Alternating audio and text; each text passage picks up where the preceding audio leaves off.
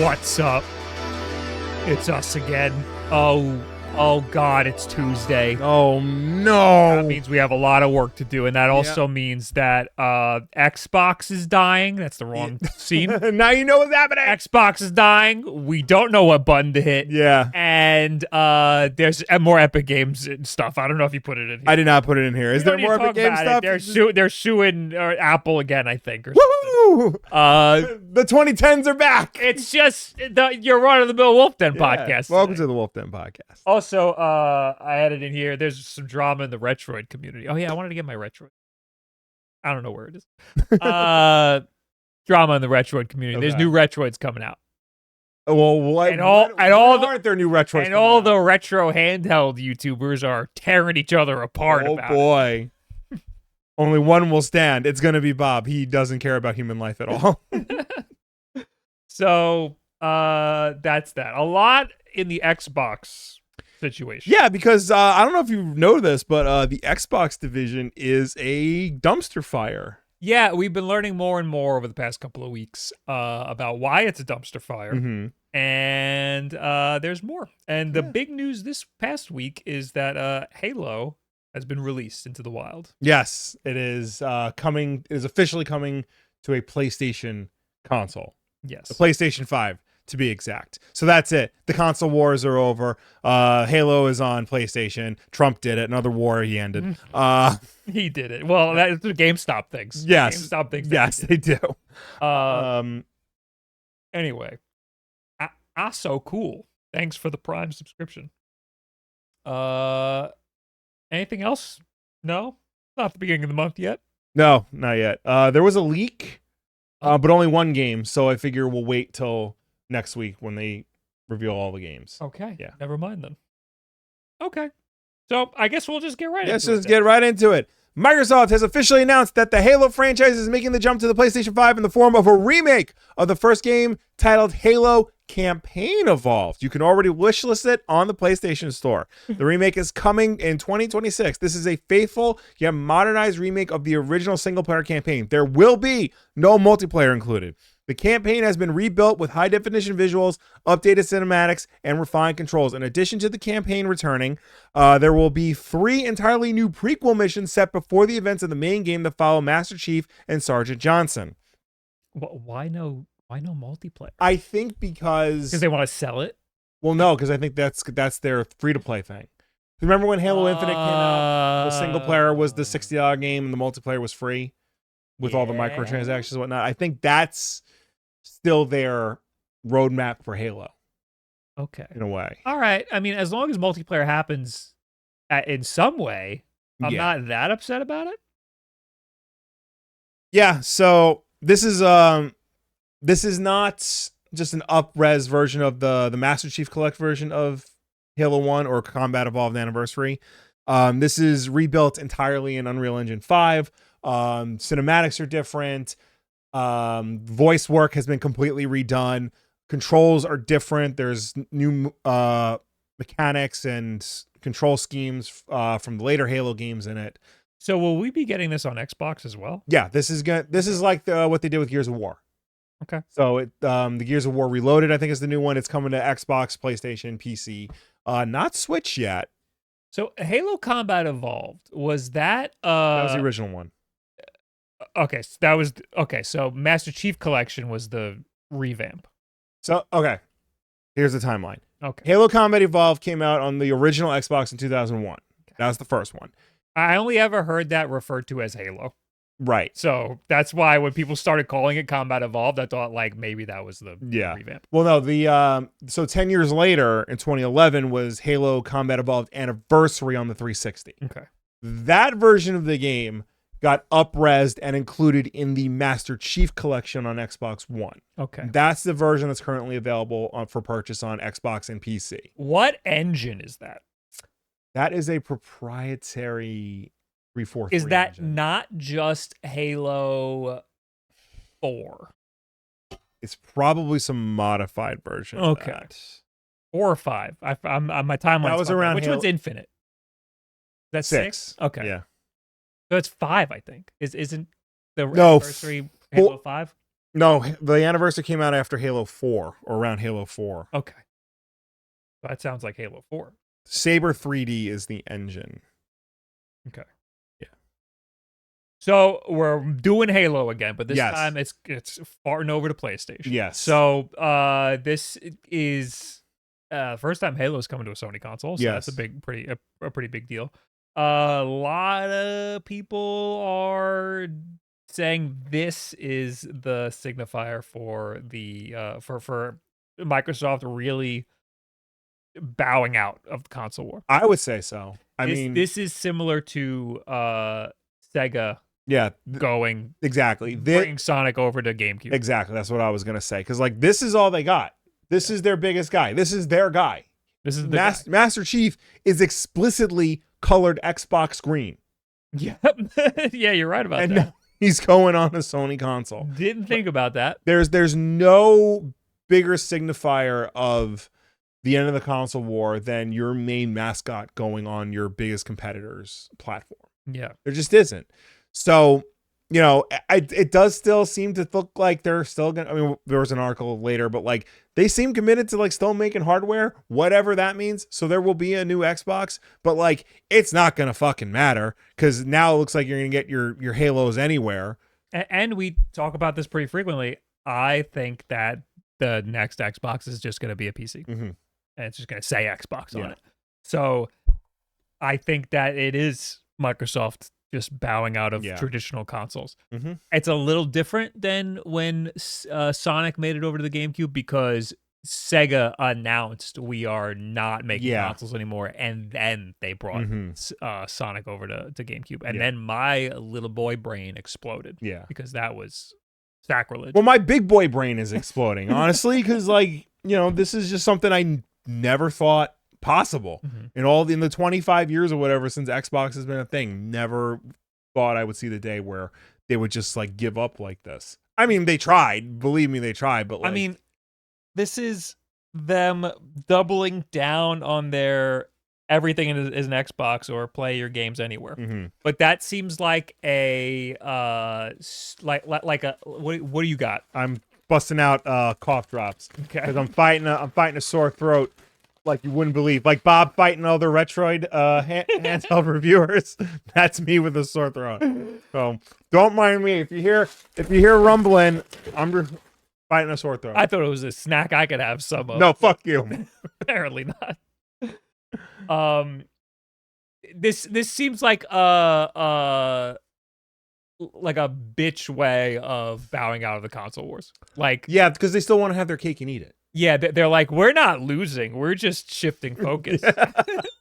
Which I'm like for. Like I think that they are losing and they're shifting That's focus. what the Jets should say after every game. We're not losing. We're shifting focus. Yes.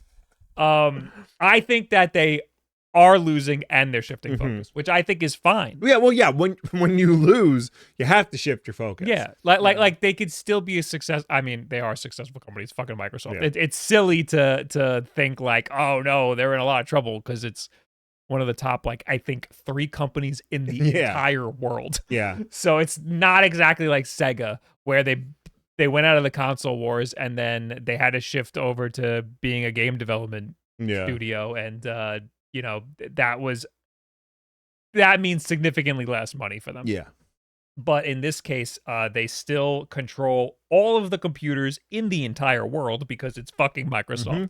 So there's still they got a lot of money that they can throw around. Yeah. Them losing Xbox doesn't mean anything. And then they're not losing Xbox. They're just shifting focus. Yeah. But it doesn't really mean much.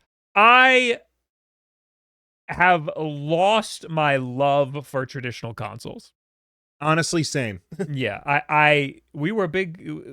I mean, so our history is we grew up during the actual console war 1. Real console war. I call that console war 1. So you don't have an article for the GameStop tweets. No, because quite honestly, Fuck that them? just makes me sad. Okay. That like actually makes me like genuinely upset. So I didn't really want to talk about it that much more. Okay. But if you want to just talk about I'll just this before it went off the rails. Edward put it in the chat, but I'll briefly mention that GameStop tweeted as like a meme, and I liked it. I don't know why I liked it. GameStop wrote this like formal letter that basically declared the console. It says GameStop declares the console wars over, and this looks like a legal document. Yeah, it was meant to look like when a government actually declares war over. And it is very clearly a meme. But they define the console wars as starting with the release of Halo Combat Evolved for the original Xbox, which to me would be the Console Wars 2. Yeah. That's the start of the Console Wars 2. The Console Wars 1 is Nintendo versus Sega. Yes. And we're not even bringing up Atari or no. There was no competition. Really was. Yeah. So this is the Console Wars 2. And this is a big meme. GameStop declared it over. And then they had like a back and forth with the actual White House account. Yes. Or some shit. And it got really weird. Yeah. And GameStop tweeted a picture of Master Chief shaking hands with Trump, which looks real. It's AI generated. Is it? Yeah. Because Trump looks young. Never mind. So, yeah. There are the weird memes around this. Why was I bringing this up? Oh, I wanted to talk about our history with consoles. We were console gamers from conception. Either works. When our parents were going at it. Yep. Less upsetting consoles in the house. Less upsetting than the Twitter back and forth. So we were always console people. There was somewhere in my life around maybe a little before the Xbox 360 days where I gravitated towards PC just because I didn't have any money. I could get games for free because I could just pirate them. And there seemed to have been shooters that were better on PC at the time. Consoles were kind of still figuring out how to do shooters in 3 dimensions. And then the 360 came out, and then we got our own money. Yep. And we were able to buy our own games. And we went back to being console gamers, and we liked being console gamers. Yeah. The whole start of our channel was talking about around console games and stuff. How much better it was, how much more convenient it was. We got into some fights early on with PC channels that were bigger than us, and we got dumped on. That was like our big controversy back in the day, was getting dumped on by big PC channels. Because at that time, what was this, like 15 years ago? 12 years ago. Back then, multi-platform games would come out for consoles and PC, and they would be worse on PC for some reason. The console ones would be more optimized for whatever reason. So that upset whenever we would bring that up, it would upset a lot of people. But these past couple of years, maybe even the past decade, it seems like all of these console manufacturers, you got the big three, you got Sony, Microsoft, and Nintendo, and they all just kind of stayed out of each other's way. They formed their own little nooks in gaming, right? And that was cool for a while. But Microsoft and Sony still were kind of trying to bat heads. They still saw each other as like eye to eye, like rivals, and like one was desperately trying to beat the other. It seemed like Nintendo splintered off. And Microsoft and Sony were the ones that stayed in the war. And we were part of that war during Xbox 360, Xbox One, Xbox Series. I remember going back and forth and like talking to my friends like, no, I want to stick with Xbox. And then all my friends got PlayStation. I was like, fuck, now I gotta get a PlayStation. So now lately, I haven't touched my Xbox or my PlayStation in years. Like, I mean, I touch it every once in a while. I go, hey, how you doing? I might jump in for like, actually not really. Well, the last time I played my PlayStation, what was the last game that came? Astrobot. I think. Astrobot I wanted to play, and I didn't even like playing it because I didn't like having to play it on my PlayStation. So I'm like over that console war. I've moved on to much more interesting devices Yeah. like the Switch 2 and like all of these wacky PC handhelds and stuff. I think I've become a lot more. I think the console wars have gotten so dirty that I've gravitated back to PC. I don't know if they've gotten like dirty necessarily. They've just gotten like boring in a way. Yeah. You know, the Xbox hasn't really been worthwhile in years. Every time they come out with a game, it's like lost in a sea of other games on rival platforms. The PlayStation 5, as cool as it is, like has really just been like really like the PlayStation 4.5. Like it felt like an extension of that. And so the need to upgrade wasn't really there aside from like one or two games. And like when it comes to PC, it's just everything that you want to play is just there. And it's easily like nowadays it's easily accessible. The transfer between devices is like convenient. It's the way like, you know, your movie collection goes between devices or your music collection goes between that's what it should be. Yeah, I think that kind of got figured out. I mean, Steam kind of changed a lot and made everything like way easier. Yeah. I think that it's still a little annoying playing games on PC versus a console, but consoles have gotten a lot more annoying. Oh too. yeah. Like we used to like playing on consoles because you don't have to download or update the game, and now you have to do that every time you put a disc in. PC games have different settings for different devices, and if you have like you might have a different setup than somebody else, so you have to tweak your game to like work on that. And now consoles have a lot of those settings too. Maybe you got a Pro, maybe you got a regular. If you got a Pro, then you got like 10 different versions maybe you have the regular version. You have the regular version, but you want to have better graphics rather than a faster frame rate or whatever. Or they're making it as complicated as it is to be a PC guy. Yeah, it's just what used to be. And the games too like suck now because like they're all open world games with crafting and collectibles. They're all microtransactions, third person. Yeah. So like, you know, I told AJ this the other night because I'm guesting on his podcast. Be on the lookout for that whenever it comes out. And I tell my coworkers, my normie coworkers at work, you know, who want to get into gaming, I'm like, yo, gaming sucks now because like everything's expensive. All the games are the same. Like a lot of them aren't that good. So the saving grace for consoles, and I think what kind of changed for us is it's kind of like a privilege to be able to have a PC to play on because it's expensive. It's very expensive to be a PC gamer. Even a PC handheld. That's a Steam Deck maybe. That's like a good entry into it. But for the most part, you need a decent amount of money to be able to afford the hardware of being a PC gamer. And consoles are the entryway, and I think that's also part of why we liked it so much was because it was so cheap and easy to get going. Also too, like they were the entertainment center of the living room. You know, you plug it into your nice big TV and like you can play the game on a big screen. You gather your friends around to like watch you play or play with you and things like that. That was much easier to do on console than it was on PC. And everyone's got a TV. Yeah. But not everybody has like a monitor. You know, if you get a gaming PC, you now need a monitor. Yeah. And a mouse and keyboard and everything. So now consoles are a lot of money. Yeah. And they're getting more money. And Xbox is raising the price of everything. We talked about that like 2 weeks ago. We're going to talk about it again in a minute. So it's getting worse and worse to be a console game. The only like viable option is Nintendo and PlayStation. And PlayStation, I haven't enjoyed the PlayStation 5 like at all. And the Switch is great because it's hybrid and it's nice and easy and everything's just there. Yeah. So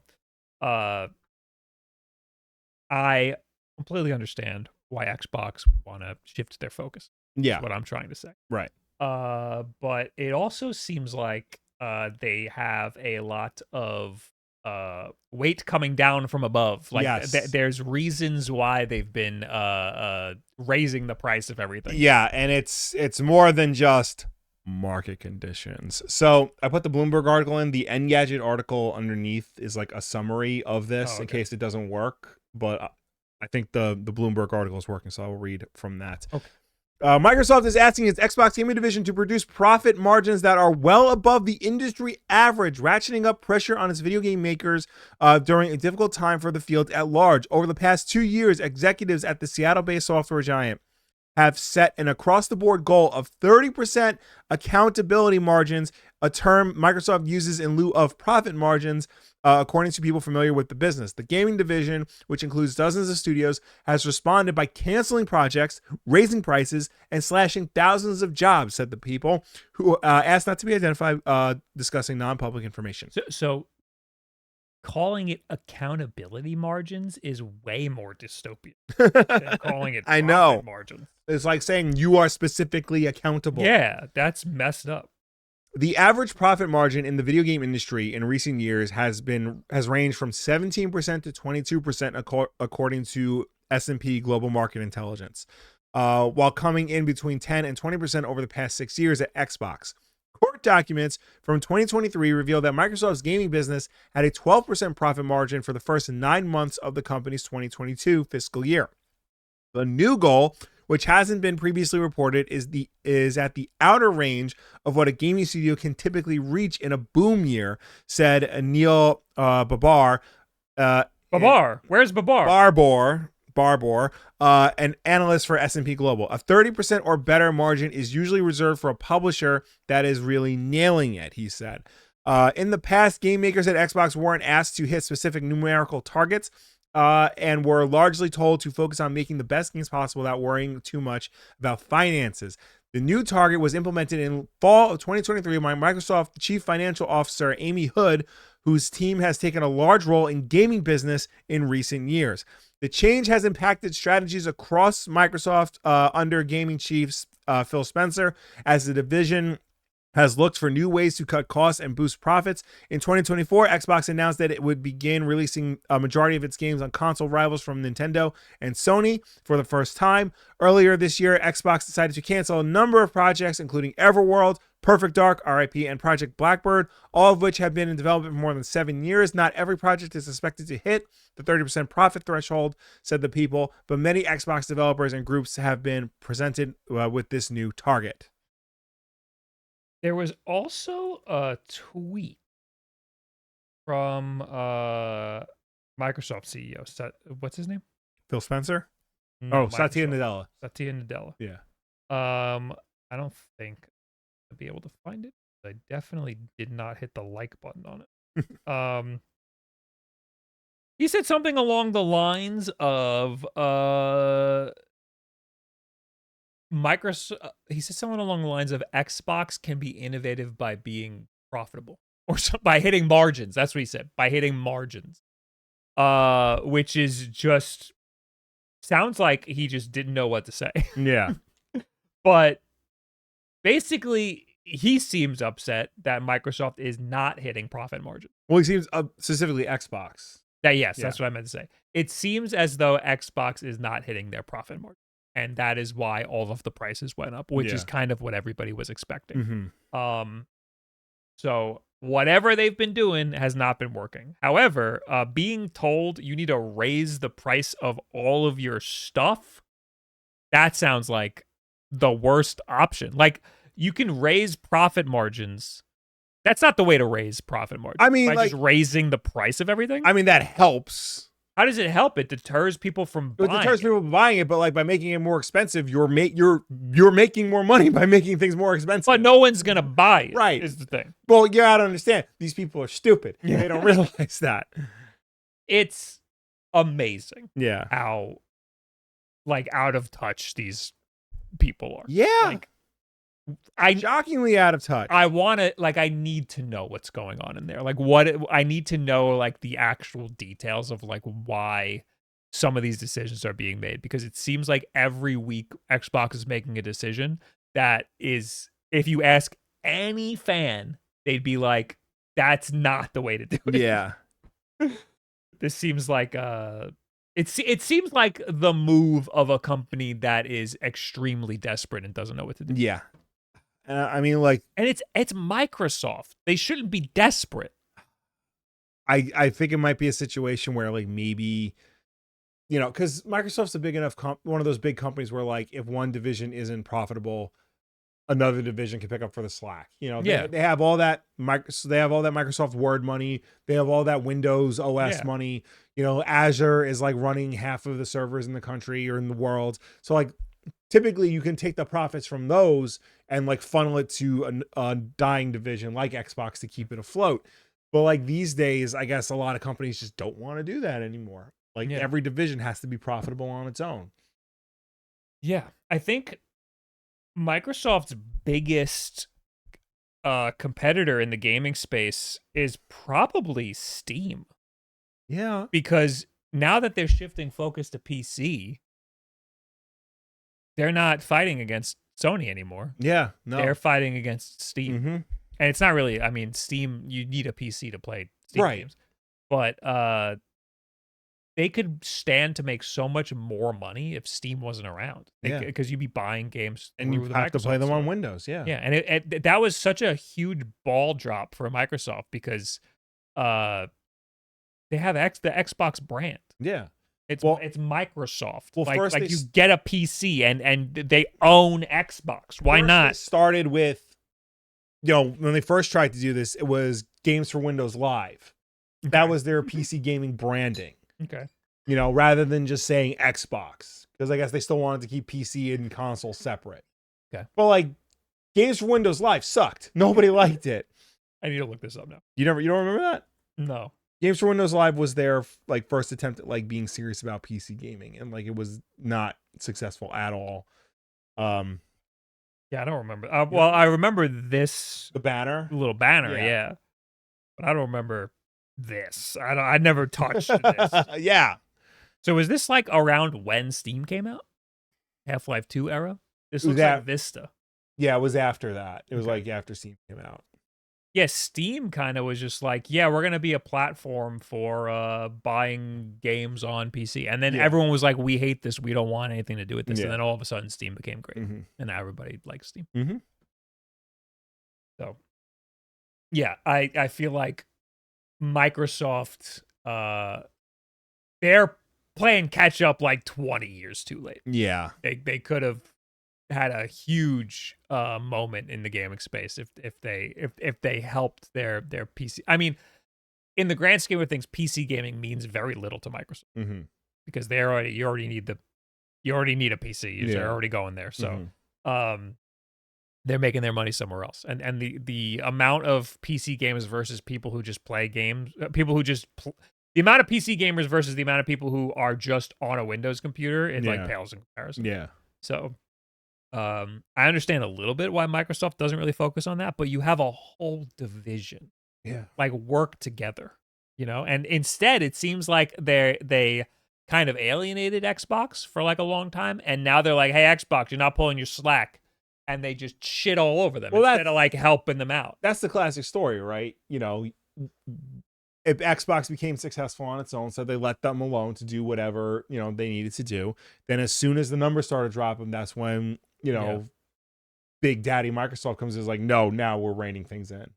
I mean, helping them with the Xbox full screen experience is a step forward, but I think that was also mismanaged too. Like that would make a whole lot of sense if they did that when they release the next console. If the next console is going to be a PC that it has the full. I think the full screen experience might be. I think that seems to have been like a rushed out the door thing to try to capitalize on like the current handheld market boom right now. But like, imagine if this had come out like years ago, like a gamer focused version of Windows. Because Windows has been, maybe because Windows was always the only game in town for PC gaming. But now Steam OS has proven to be like a viable option specifically for gaming. Maybe they were afraid of people jumping from Xbox onto the PC. But that really shouldn't have been a fear because it's all the same umbrella. Yeah. Yeah. Once they introduce, play anywhere, buy it on one system, you can play it on PC or Xbox.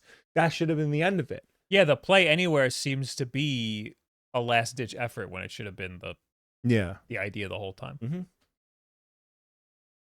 So again, I'm totally for them jumping ship and letting you play the game wherever you want. Yeah. And putting their games on the Switch and on PlayStation or whatever. Mm-hmm. I'm totally for that. But it also means that the console's dead. Yeah. It also means that they're shifting focus away from traditional console. Okay. There's more Xbox stuff. Mm-hmm. Details on the next Xbox. No multiplayer paywall. Okay, all right. No gaming platform in history has been declared dead as many times as Xbox, yet still it lives. Microsoft itself earned itself plenty of condemnation, though, when you get through the clickbaity aside. Owing to a variety of rapid-fire strategy changes, large-scale layoffs, and a disappointing price hikes, Microsoft hasn't exactly ingratiated itself in the remaining Xbox faithful as of late. Another wave of Xbox's Doom declarations dropped as Halo was announced for PlayStation, but there are still reasons to remain optimistic about the future viability of the Xbox ecosystem, even without exclusive games. Xbox platform has more support from Japanese developers than ever.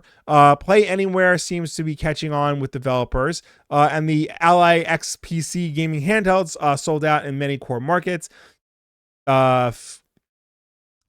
I did not summarize these beforehand. I am bad at my job, so I'm just scanning through for the main bullet points. Okay, so what we know, the next gen Xbox from Microsoft will be a curated Windows gaming PC complete with your full native console library. Okay, well, there we go. Phil Spencer has been teasing for years that the next gen Xbox, what it will look like for the company, as people wonder exactly how this strategy might pan out. As many of us have come to expect, the next Xbox will indeed run full bore Windows with a TV optimized console-like experience later on top. Microsoft has decided to sideline its own Xbox handheld plans and go to market with the Xbox Ally in partnership with Asus this year to start gathering feedback on the experience that will essentially power its next wave of console hardware.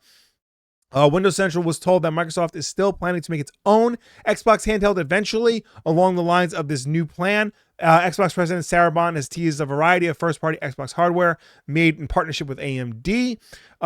Indeed, the Ally and Ally X with its full Windows experience, full screen experience, is essentially what the Xbox will look like, not too dissimilar to SteamOS interface and big picture mode. Whereas the Xbox console will differ from a traditional Windows PC that is built to feel like a traditional Xbox console out of the box. The onboarding experience will be similar to what you get from a console today. And if you choose, you can remain fully inside the Xbox ecosystem, never touch Windows itself. Exiting out to Windows will be for those who want to access games not traditionally available on Xbox, including PlayStation games on Steam, mouse and keyboard games like League of Legends, or even classic games from GOG. You will also be able to run PlayStation's PC titles like God of War, Ghost of Tsushima, and Spider-Man on the next Xbox via purchases on Steam and Epic Games. I think that's like a big, huge selling point. Is like, hey, if you like PlayStation games, you could still play them on this thing. Yeah. And that might make PlayStation think twice about wanting to release stuff on Steam. I'm trying to find the exact... Although they made a lot of money doing that. I'm trying to find the exact quote where it says, okay, furthermore, thanks to new silicon from AMD, the new Xbox will also run all games currently available on the Xbox Series X and S library. That means all the OG Xbox back compatible games, the 360 backwards compatible games, all the Xbox One backwards compatible games, and all current and future Xbox Series X and S games. These games will run natively on your new Xbox and launch seamlessly via the Xbox Launcher's library. That's like the big concern we've been bringing up like week after week with this new full screen experience. So I need to know how that works because they're saying thanks to new silicon from AMD, already approved all the way up to CFO Amy Hood. So because this new Xbox is supposedly just going to be a computer. If you're allowed to play Series X and old backwards compatible games, I would have assumed that stuff would just work on a PC. But it sounds like you're still going to need this particular console just to play those backwards compatible games. So I know the Xbox One and the Xbox Series consoles work on AMD processors, but they're like custom-made AMD. Yeah. Still x84, x86 processors. So that's the same architecture as a PC. So I imagine compatibility wouldn't be too difficult. The only concerning thing that is that it says thanks to new silicon from AMD. Yeah. So it sounds like it's relying on the silicon to do the backwards compatibility, right? Which I mean is fine because it's still that's the only thing that's keeping us in the console world. Is like you need this console to play the old stuff from Xbox. Otherwise, PC games will work. So Yeah. I was just hoping that I would be able to play my Series X and 360 games on my computer, because that would be cool. Well, I mean, the 360 games and the original Xbox games on Xbox Series run via an emulator. Yeah. Like, that's how they work. So I imagine they're looking to port that emulator to PC natively. I also, again, think that there was a rumor where they were working with the Xenia developers to make the Xbox emulator. So if they just legitimize Xenia, then you can have everything. You can have all 360 library. It's all of the work has already been done. And that would be great because Xenia works great. If I could just have stuff from Xenia just legitimized from Microsoft. Yeah. Right there. And maybe that means we'll get more of the library accessible. And right now, not every 360 game is available. I was taking my 360 games and moving them over to PC. I wasn't downloading 360 games. I was using my legitimate games and stuff from the Xbox Live Arcade. So like if I could just have my Xbox Live Arcade and hit a little download button and have it legitimately on my PC, that'd be amazing. Even if I can do that on an Xbox handheld. Yeah. That would be sick. There is more. One question that still is being worked out at Microsoft revolves around Xbox Game Pass. Right now, PC Game Pass gets all day one Xbox games, including Call of Duty, for much cheaper than Xbox Game Pass Ultimate on console. If the next Xbox is a PC, are we supposed to be using PC Game Pass there instead of Xbox Game Pass Ultimate? Right now, Windows Central was told the current plan is for the next Xbox specifically to have no paywall for multiplayer. It wouldn't make a lick of sense for a PC to have paid multiplayer, particularly since it would create a strong incentive for players to simply install Steam instead of using the Xbox ecosystem on the device for online games. Hell yeah. It remains to be seen if that plan actually pays out into reality. Hell yeah. Paying for multiplayer is really the system of a bygone era.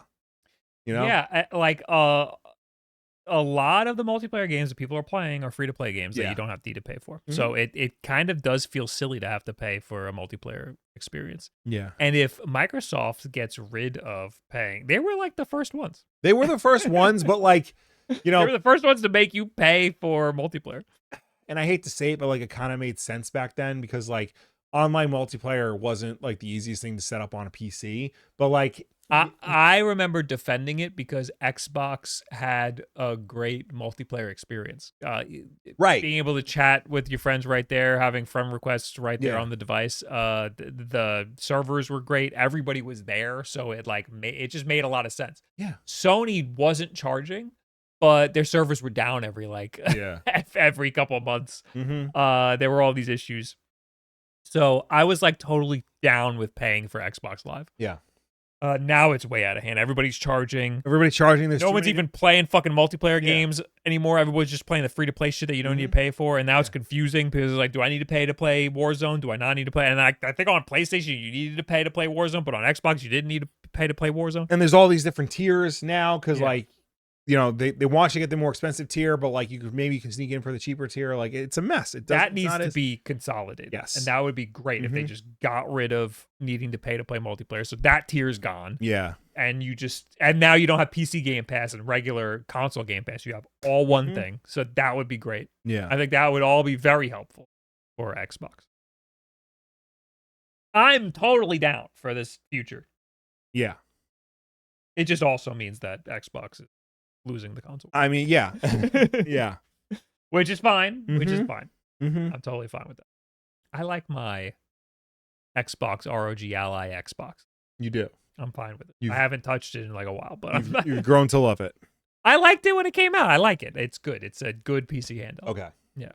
I just don't like that it's $1,000. Yeah. But I do like it. We got Sonic's LM with the €5. Series X is a fantastic piece of hardware. Stable, clean, well built. I will say that in defense of a system that I enjoy gaming on despite all that. I will say that in defense of a system that I enjoy gaming on despite all that. I agree with everything you said. Yeah. I just end up not playing on it. Like I like the Xbox console more than I like the PlayStation 5. I just would rather play the games on PC because I have a million devices to play on. And even if I didn't have a million devices, I have a desktop PC, and I would probably have a Steam Deck. So the parity between those two, I think, is worth more than being stuck in the Xbox ecosystem. Yeah. Or the PlayStation. What else? We got one more Microsoft. One more Microsoft, and this is one that Edward Bovo was trying to sneak into the Yes. chat. Microsoft's biggest competitor, we've been lied to, Bob. It's not Sony. It's not Nintendo. It's TikTok. This is everyone's biggest competitor. Xbox studio boss has claimed that Microsoft no longer sees other consoles as its biggest competition. Matt Booty, president of Xbox Game Content and Studios, discussed the gaming division's multi-platform strategy in an interview with the New York Times. Ooh, fancy. Published to coincide with Xbox's historical flagship franchise Halo coming to PlayStation for the first time. Commenting on the decision, Booty claimed customers no longer have strong attachment to the devices that they used to play games on. We are all seeking to meet people where they are, he said. Our biggest competition isn't another console. We are competing more and more with everything from TikTok to movies. In the same interview, Booty briefly commented on the 9,000 company layoffs earlier this year, which saw a cancellation of numerous games and the closure of the initiative. Layoffs are difficult, Booty said. They are a part of managing our business. Okay. But I agree. I think that one of the biggest issues facing gaming is that everyone's attention is elsewhere, and it's the same thing with all of entertainment. And there's a lot of market fragmentation. Everything is vying for your time, and like you don't have a lot of time on this planet. Like you're going to die. It's like, how do you want to spend your time on Earth before you die? Yeah. So same thing with YouTube. YouTube has been losing market to TikTok. Mm-hmm. And yeah, games too. My gaming time has been fragmented by a lot of other ways to consume my time. Yeah, I'm same. I mean, I got kids, so that's my entire time. But like during my downtime, I'm trying to relax with like TV and movies and comic books and like other things. I have to actively try to play more games. Exactly. Same. Yeah. It's not something that I used to do. I'd be like, oh, it's 3:00, time to sit down in front of the TV. I find myself, stuck between more games now than I used to be. Yeah, there's a lot of saturation. And I don't know if that's just because like too much is out there, or because I used to try to play a game till completion before I started a new one. But because there's so much out there, I like try to play a little bit of, what I have before and then move on. So I think I'm the same way, but I think it's that my attention is worth more and being spread too thin. So I'm losing interest quicker. Yeah. I think that's what it is. Like I used to want to sit there and like play for like 3 hours at a time and like want to see the game to the end, and I would get excited about it. But now I feel like I get the gist of it after I'm like jaded. I feel like I get the gist of it after a couple hours. Yeah. And then I'm like, I see where this is going. I'm not really interested. Or I get like 10 hours into it, and I'm like, just hurry up already. I want to be done with this game. There's other games I gotta jump over to. So that's part of me being old and jaded. Me like knowing like just the vibe of like games these days, and my attention being fragmented between too many different things. Mm-hmm. So I'm working on it. I've especially noticed this with NBA 2K for myself. I can't play more than one game in a row. More than one game. And so a multiplayer game, I feel like I get sucked into pretty easily. So I'll be like, just one game, and then I'll be like, and then I'll lose, and I'll be like, I can't end on a loss.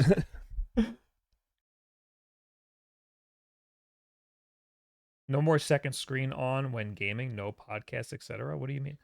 A lot of people like will have like a second screen on while the game, like they'll have TV on, or they'll listen to a podcast. You're saying like don't do that. I've been doing that with like Pokemon. But Pokemon's like a mindless drug. I don't like to I've never like listened to music when I game, or like, having something. I like want to be invested in the game. I did with the 360 because you could plug in your Zune. Yeah. That's the only time. But like, I'll only take my phone out if I need a walkthrough or something, or I need to look something up. Like I'm not gonna, because otherwise I'll get there and I'll scroll Blue Sky or. I'm not against listening to a podcast while I play a game, but it depends on the. It depends on the game. Yeah. Some games like I'm not. It doesn't require my full attention. Yeah.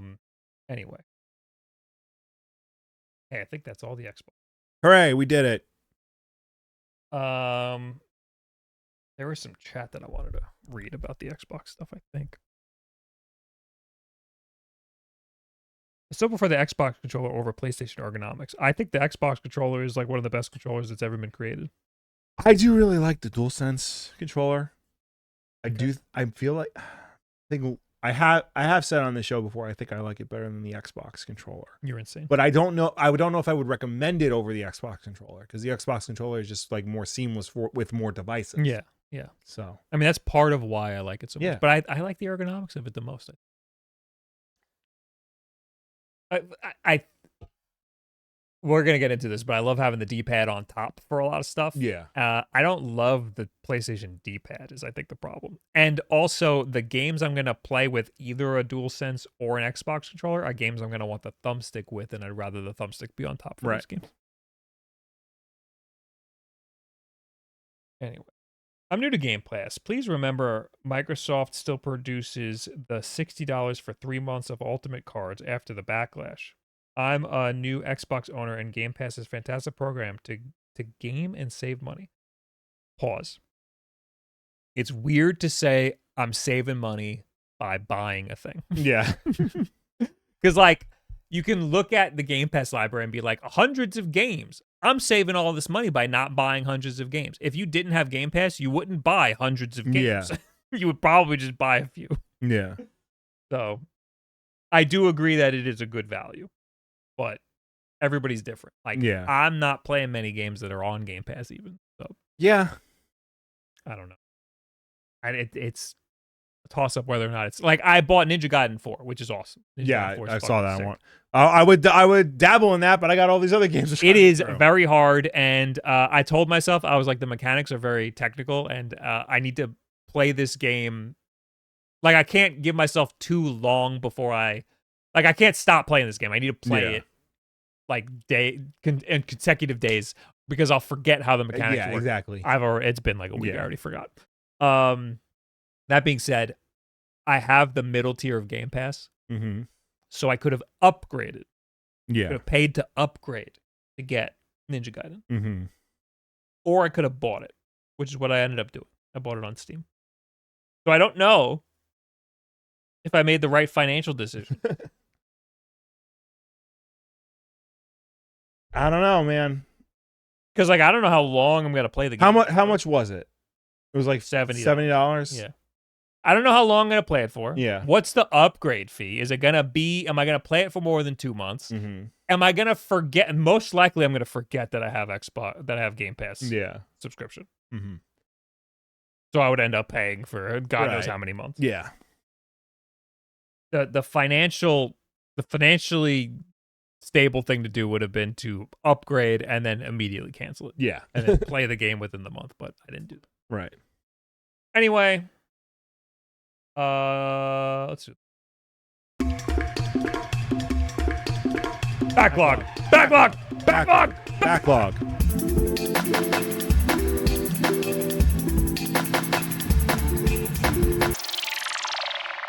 Hey guys, backlog time. The Backlog is a segment of the WULFF Den Podcast where we go through our entire video game collection, a collection of over 1,051 games. We pick a game at random. We talk about it regardless of whether or not we've played it. 151? 151, yeah. I didn't add Ninja Gaiden 4 because... 7. 7? Number 7. Reroll, because we did it. It's NFL 2K for the Dreamcast. Okay. 232. 232. That would be Mario Golf World Tour for the 3DS. I loved this game. This game made me realize that I love golf games. Okay. This I don't think reviewed well at all, but I remember playing this on 3DS. I was on a flight at the time, and I was losing my mind. This game was very frustrating. Okay. But I love this game, and then this game made me think that I liked Mario Golf games, and then the Mario Golf game came out for the Switch, and I was really excited for it. Yeah. And then I got it and I played it, and I was like, this isn't like what I remember Mario Golf being at all. This game came out in 2014. It was the fifth Mario Golf game overall. It is the first one since Mario Golf Advance Tour for the Game Boy Advance, released 10 years previously. Oh, so there's a long time. Yeah. This has a lot of similarities with the Switch version. Okay. I'm seeing that as the gameplay happens. This also made me interested in like the Kirby one for the SNES. Yeah. Kirby Golf, the game. Oh, yeah. That game is sick as hell. That game is awesome. I like physics-based hitting the ball and watching it roll. Yeah. And this game kind of opened my eyes to that for some reason. I don't know why we got this. I don't remember how we got it. I mean, this is a U purchase because I didn't really buy any 3DS games. Yeah, I had a 3DS and I really, really liked the 3DS. Yeah. And I think I was just looking for things to play. I probably got it right before a trip and then I was playing the hell out of it. And I really remember enjoying it. I don't remember how far I got. I remember it was very difficult and became very frustrating. And aside from that, I don't really remember any like special mechanics. Like I'm not like a Mario sports like fanatic. I'm not over here being like, "Ooh, in this one there was like extra putters." Right. Like, I don't know. This seemed to me like an extension of Wii Sports Golf. Right. Because the mechanics look exactly the same with the little you see here on screen, the little field grid. Okay. You know, and we were big time Wii Sports Golf fans. Yeah. So having that on a 3DS was sick. Now, did this have like a full campaign mode and like a full RPG in it? Because like it seems like it did. Okay, because I forgot which game it was. I think it was Mario Golf on the Game Boy. Like had a full like RPG, and like that been a tradition of the handheld Mario Golfs. I don't know how I remember that one was like a full on RPG. Yeah. I think this one was just courses that you played. I don't know how in depth the RPG elements went. But there were Miis. Okay. So if you play as your Mii, it feels just like you're playing Wii Sports with like more fun maps. Yeah. So that's why I liked this game a lot. Okay. Now, my understanding is that people didn't really like this one. I'm on the Wikipedia page. It got a 78 on Metacritic. That's what I was just. Many critics praised the gameplay and online functionality, but criticized the Castle Club mode for being confusing. I don't know if that is the single player. I don't know either. Again, I didn't play this game. Yeah, I liked it. This game made me think I was gonna like the Switch version. Then I played the Switch version, and it was fine, but it didn't hook me the same way that this did. Right. So, I don't know how much I would recommend it. I like it. If you're looking for a 3DS game to play, I think this is probably a good one. Okay. But there's newer ones. Yeah. The newer Mario Golf. There's another one coming out. Or is that tennis? That's tennis. Yeah. Okay. But the newer Mario Golf wasn't as highly regarded as this Mario Golf. So maybe don't get the new one. Just get this one. Get this one. If you have a 3DS and you're willing to, and you're looking for a 3DS thing. Yeah. Don't get a 3DS just to play this. Yeah. Also, there's new Nintendo Switch Sports, and that one doesn't have as good of a golf as this game or Wii Sports. Yeah. So. Maybe this is a pretty decent golf game now that we think about it. There you go. So give it a try. Also, I will say the Kirby one, I forgot the name of it, Kirby Dream Course. Yeah. That is on Nintendo Switch Online. Play that. Yeah. That game fucking rules. And that's your backlog, everybody. There you go. Thanks for watching. Tune into a podcast. Bye. The Switch version is ho-hum, okay? Ho-hum. Next news, let me tell you all about this Retroid drama. Tell me all about this Retroid drama. So there's new Retroids coming out. Are you surprised? Are you shocked? No. So there's two, and this dropped while I was streaming the other day, and it made me a little upset. Two new Retroids. I don't really understand this one. This is the Retroid Pocket G2. Okay. My understanding is this is the exact same thing as the Retroid Pocket 5.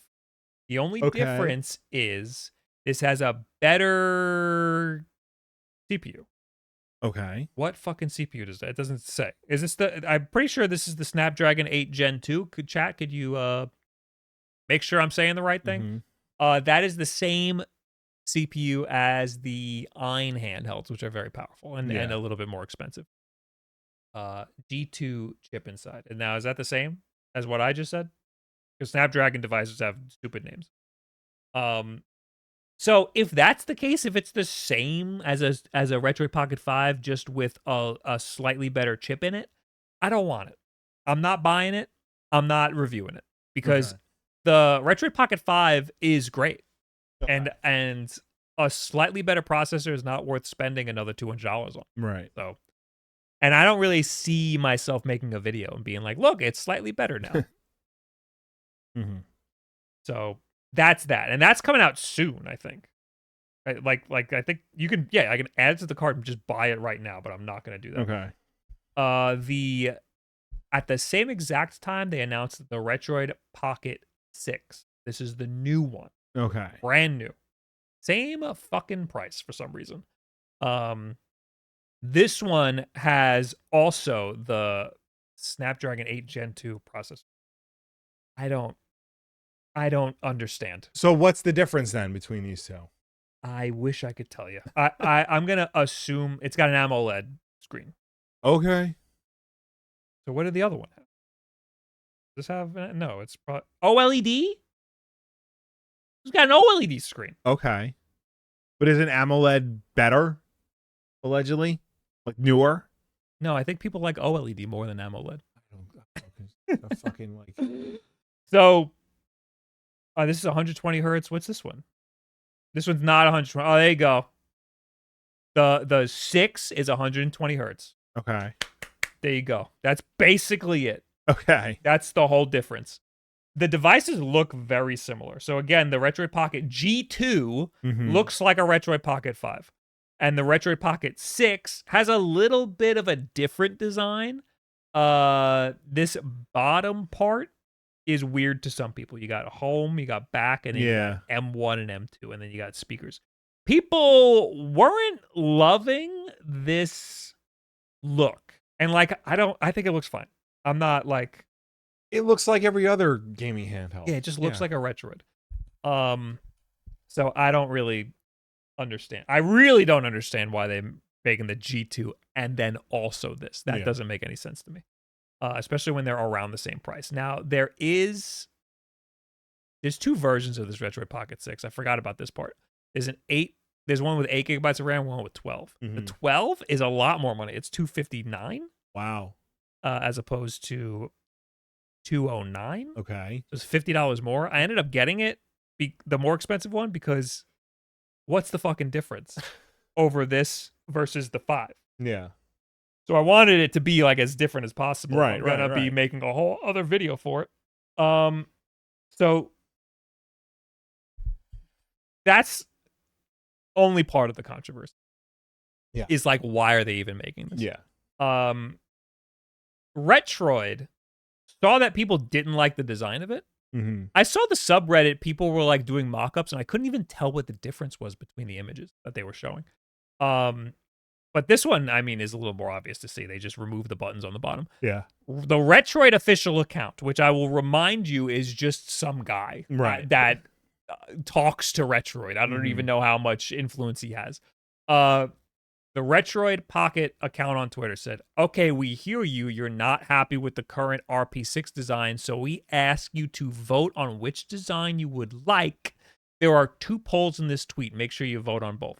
So one of the polls is just removing the buttons on the bottom and then making the thing a little smaller, which I don't even care. Like, I don't think that's not like important to me. I think having the home and back buttons is pretty nice to have on an Android device. Yeah. That's like standard on all consoles now, you know?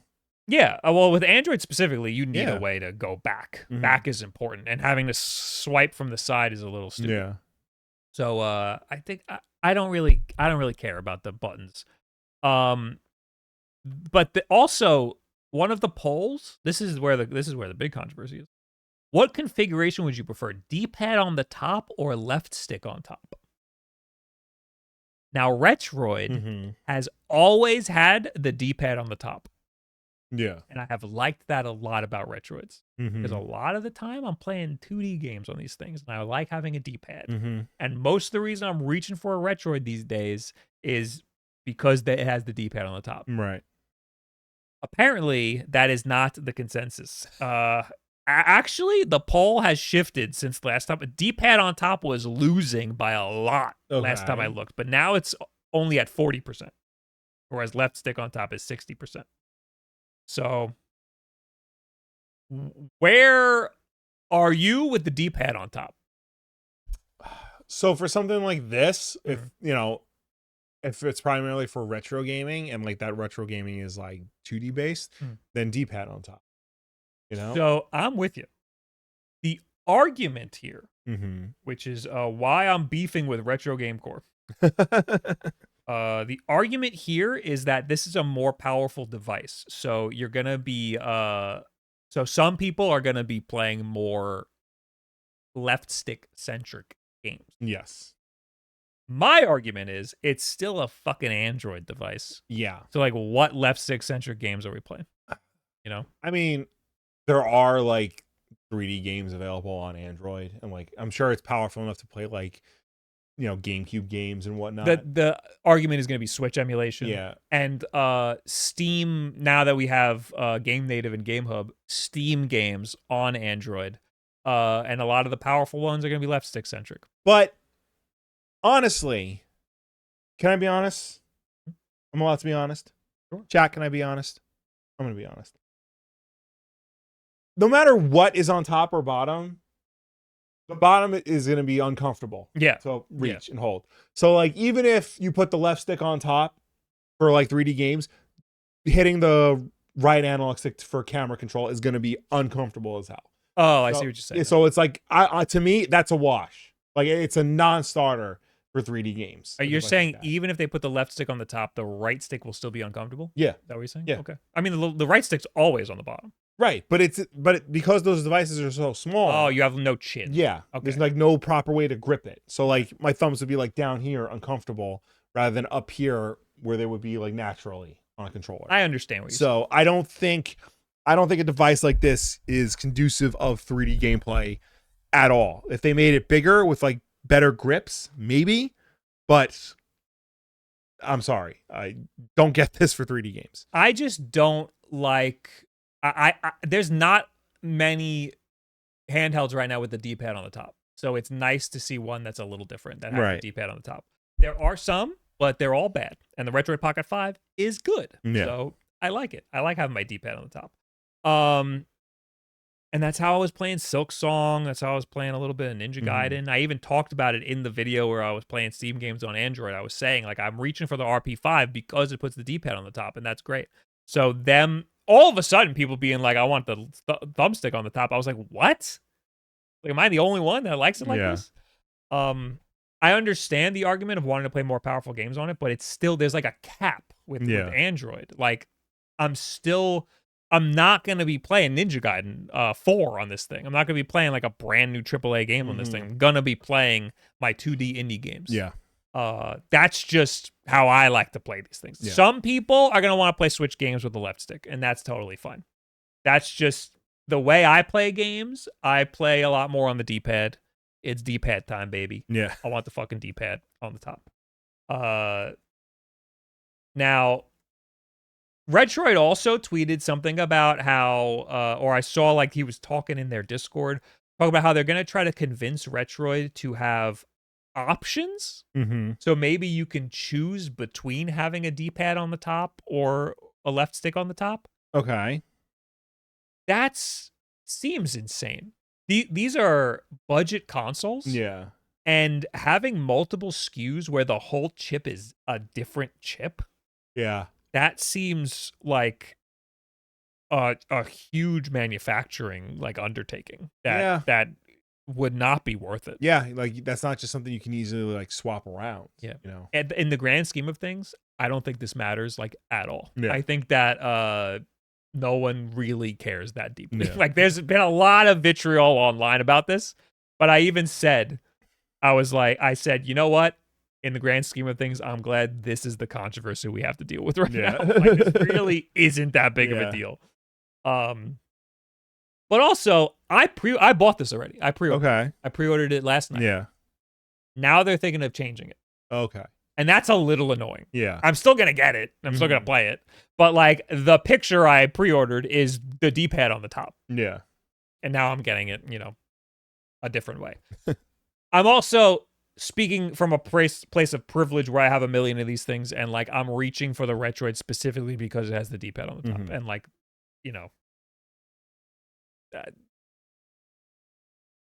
Retroid is one of the best budget options. Yeah. So like, maybe if I could only buy one thing and I only had $200 and I wanted a left stick on the top, this could be a better option for some people. But again, I just think the D-pad being on top is good. One of the arguments is like, what are some D-pad on top games that require a lot of power? It's going to be all the Steam indie stuff, like Silk Song and Ninja Gaiden. But a lot of that stuff plays fine on the Retroid Pocket 5. But having a little extra power to get some higher frame rates in Silk Song would be nice, Ninja Gaiden would run on this thing? I'm sorry, Ninja Gaiden Ragebound. Okay. Yeah. When a new 2D indie platformer comes out, it usually isn't optimized very well. Yeah. So like, having some extra power is useful for that. And that's why I would be excited for some more power. Otherwise, again, I'm fine with my Retroid Pocket 5. I think it plays just fine. Also, I have the Ein Odin 2 Mini, and that thing plays games just fine. The only issue is the D-pad's on the bottom. Right. Anyway. I don't know why they can't just offer these things in both configurations. Mechanically, it's not that different or hard to do. It is. It's a whole different SKU. They have to make 2 different handhelds. And it's 2 different assembly lines. That's like a huge manufacturing undertaking. Yeah. Anyway, only reason I'll get the RP6 is because of the M buttons, the smaller form factor is good for me. Is the only reason I'll get an RP6 is because of the M buttons? All right, well, they might get rid of them. So.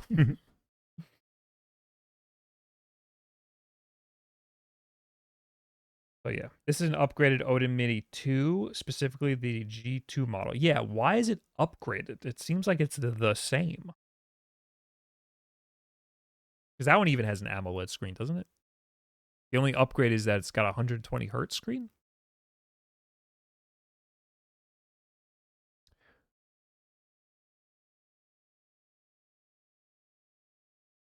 There is no reason to have that much power with the stick on the bottom. I just explained the reason. I found the quote from Satya Nadella that you were talking about. Hold on. All right, sorry. He said there's no reason to have that much power in the stick on the bottom. I mean, there's no reason to have that much power to play D-pad games. First of all, the Steam indie games like Silk Song, having the extra frame rate would be nice. And games, when they just come out, they're not optimized, so it'd be nice to have a little extra power. Also, again, there's a cap on Android games. So, like, you're still, a majority of the games you're going to be playing are going to be retro, low-powered games anyway. So, I still don't see the... I mean, it's a preference thing, whether or not you're going to be playing left-stick-centric games or not. And I play a lot of D-pad-centric games, so that's why I'm on this side. Yeah. But when I see these Android handhelds, I'm sticking to a lot of low-powered stuff. I'm sorry. Again, this thing's powerful, but it's still not that powerful. You're not getting full-blown Switch emulation on this thing. There's still going to be some issues. You found the Satya Nadella quote. Yes. It was an interview with TBMP. He said, we're going to be everywhere on every platform. We want to make sure, whether it's consoles, whether it's the PC, whether it's mobile, whether it's cloud gaming or TV. So we just want to make sure games are being enjoyed by gamers everywhere. We want to be a fantastic publisher, similar to the approach of what we did with Microsoft Office. See? Microsoft Office money. There's a reason why it makes a lot of money.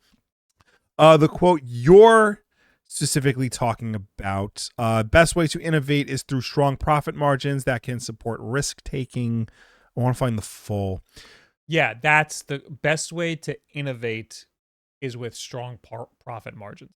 Second, we also want to do innovative work in the system side on the console and on the PC. And it's kind of funny that people think about the console PC as two different things. We built the console because we wanted to build a better PC, which could then perform for gaming. And so I kind of want to revisit some of the conventional wisdom. But at the end of the day, console has an experience that is unparalleled. It delivers performance that's unparalleled, and that pushes, I think, the system forward. So I'm really looking forward to the next console, the next PC gaming. But most importantly, the game business model has to be where we have to invent maybe some new interactive media as well. But after all, gaming's competition is not other gaming. Gaming's competition is short form video. That is your TikTok. So if we as an industry don't continue to innovate both how we produce, what we produce, and how we think about distribution, the economic model, the best way to innovate is to have good margins, because that's the way you can fund. He's basically saying you can only innovate if you're making money. Yeah, because like with the money you make, you can then pour that back into your projects. You can take more risk. Yeah. And like I get it, but like,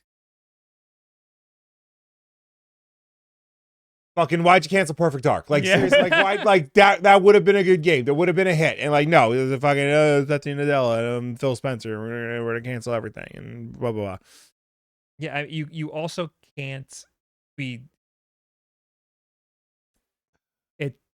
It's hard to articulate, but like, if you keep trying to just make hit after hit, like the formula doesn't work all the time. Like it dries up. Yeah. You start to you can't just make corporate slop for the rest of you, like AAA slop for the rest of your life. You're people are gonna lose interest, and they already are. And that's white guy slop. Please keep making. But please like keep making it. AAA slop. Yum, white guy slop. Ninja Gaiden 4, total white guy slop. Nice. Pretty fucking awesome. Yeah, we need you need to make something artsy, something fun every once in a while. Yeah. And they're losing sight of that. Anyway, we're done with the Retroid Drama. We talked about all the Retroid Drama. It's really not a big deal. It's just that there was a whole D-pad on top argument. Right. Next, thousands of games don't make enough money to cover Steam fees. Don't bother sitting down, because you'll just want to stand up when you hear this. A ton of games were released on Steam this year. Shocking. Valve Store has seen nearly 13,000 games launch since January 1st of 2025, according to Steam data hound Gamalytic, and a majority of those games went straight under the couch to be forgotten for the rest of the time, like most batteries. Gamalytic regularly updates its data, but these particular milestones and thresholds were recently flagged on social media by Artur Simarowski, creator of the turn-based roguelike RPG Soul Ash and its markedly more popular sequel, Soul Ash 2. As of today, Steam has seen an estimated 12,732 games released in 2025. It's important to call out how that Gamalytic uses relatively soft estimation methodology, since we can only glean so much without proper access to Valve's data. With its self-assessment, Gamalytics says for individual games, our tests have shown that 77% of estimates were within 30% margin of error, while 98% were within 50% margin of error, further claiming that at an aggregated level, estimates were 99% accurate. It's a lot of numbers. Where's the meat of the story? Most popular and active games provide more data to work with, and often official reports to compare against, leading to more accurate estimations. Caveats include greater deviation for smaller and free-to-play games, inaccurate Steam bundle sale estimations, and potential bugs. That being said, the volume of reported low-selling games evaluated using multiple data points does say something about the quiet mass of overlooked games on Steam. They offer less data for estimates, which will lead to greater deviation, but they have less data available for a reason. In other words, even if we assume a 50% error, well, 50% of very little is still a very little. It sounds like, like most bands operate at a loss. Like, of course, there's a lot of slop on Steam. Yes. There's a lot of indie games, and they just don't make it. and Yeah. like a lot of them nobody buys. Yeah. You know, and of course they cost money to make, and it costs money to Put on Steam. Yeah. put it on Steam. Mhm. So to put it on a storefront to get people to sell it, like most businesses fail. Like people get like a Shopify account, Yeah. and you have to pay monthly for that, and they're not selling anything. That's just how it goes. That's just the cost of business. I think it's just, when you put it into perspective, just like, and we talk about how there's too many games out there. Mhm. And I don't think we really truly know how many games are out there until like you put a number on it, and like how big of a marketplace Valve is, that 12,000 games a year come out on the platform, when like I think there's 12,000 games on the Switch library in total. So it just keeps growing. No wonder a lot of these games don't make money on there. Yeah, Because there's just too much shit on there. Some of these games might be really good. Some of them might be hidden gems, but you'll never know. I watched a YouTube video a while ago from a channel called Memoria, and she just spent an hour playing 1-day-old Steam games. Okay. And they're just the fucking absolute worst. Yeah. There's just so much stuff coming out on Steam. Yeah. That most of them are bad. Mm-hmm. So she just released 3 days ago another one of those videos. Okay. Playing day-old Steam game. So there you go. It's a great insight in just how much crap there is that you would never hear about. Yeah. I saw there was another one. There was now I feel bad because there was an indie developer. How can I get my wish list on here? There was an indie developer that released a game accidentally the same week as Silksong or Hades or something. They had like hundreds of thousands of wish lists, and then they got like 12 people bought the game or something insane. Yeah. So like shit like that happens. Like there's a lot of like things that like there's a lot of games that look really cool that people just miss out on because there's a lot of crap, and sometimes a big game comes out that takes everybody's attention. Yeah. So yeah. So I don't know what the moral of that story is. There's just a lot of shit on Steam. It's probably what the moral is. I mean, I think it's just also too, it's a reminder of Steam is very bad at curation, because they let so many people in at such a low bar, $100. I mean, that's nothing. You ask grandma for $100 and she'll give it to you. So you can put a game on there, and it doesn't matter how good it is, how bad it is. They have no real vetting process. They have no real barriers in place to get rid of like the cream of the crap, as it were. This is the game, Katarn. Okay.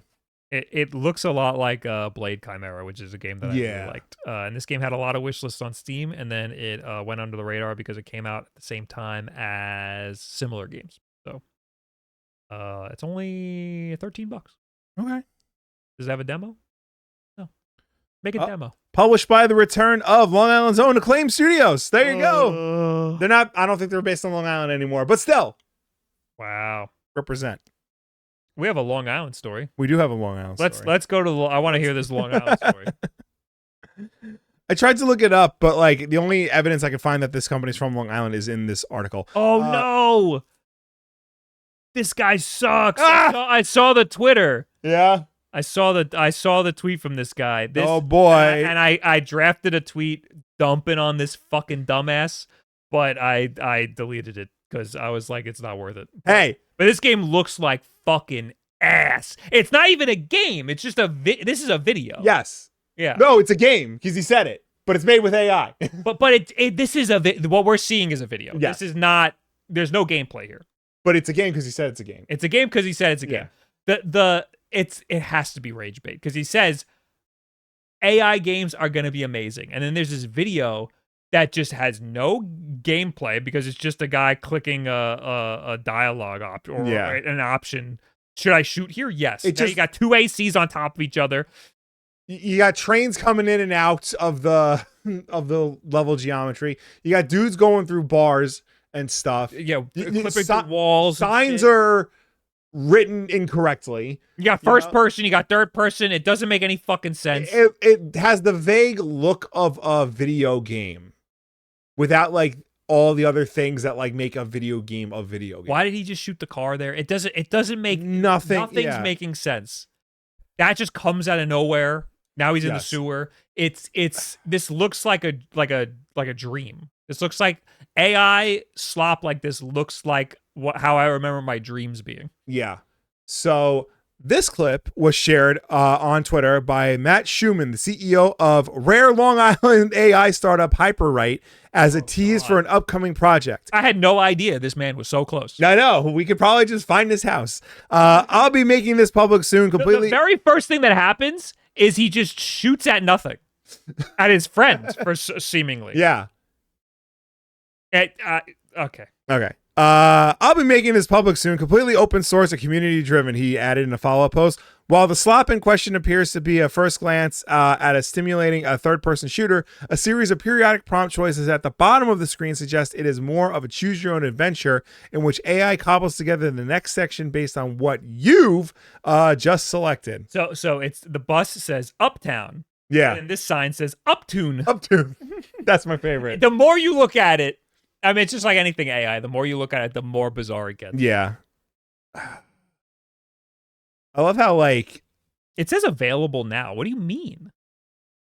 The program or... Oh, there's a website I'm going to it. Heads up. Keep in mind, this is an open source project. I understand. Begin experience. Oh, here we are. I'm playing it. Are you playing it? No, this is just the video. This is the video. Okay. Oh, but we can choose. Dive into the Uptown subway. Let's do that. No, go to the Uptune subway. Uptune. This is the same thing that we just saw. Yeah. So wait. But that's not the choice that the other guy made, is it? Use the trackside catwalk, take the maintenance tunnel, board the Uptown train. So what did he do in the video? I think he boarded the train. Okay, take the maintenance tunnel. Yeah. Are we doing something new now? No, this is new. No, this is different. Yeah, this is different. Okay, we're playing a game. Okay, we got a game. Oh, look at that. Climb ladder surface at Chambers Street. Dash the catwalk to Canal Street. Take spur to vent. Surface unseen. That's not a sentence. I'm gonna do that one. Oh, provide AI key. Okay, so we'll do the. Who's that? Whoa. Now you're in Central Park? Now we're in Central Park for some reason. Now these all require an API key or something. Okay. Or a flashbang? No, I need to like subscribe or some shit. No. All right, so that's the game, everybody. There you go. Hey, there you go. That's gonna show the woke AAA gaming space or whatever the fuck. Do you remember when the Insomniac leaks happened and like the alpha footage of Wolverine, the pre-alpha footage of Wolverine came out, and it was just Wolverine like walking around. It was a low poly model of Wolverine walking around just like a gray environment and like slashing at gray blobs and stuff.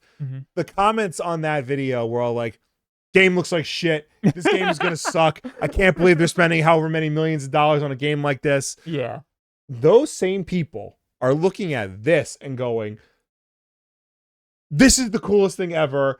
I know AI is a little wonky right now, but it's going to get better in the future. I think that those people deserve this. Yeah.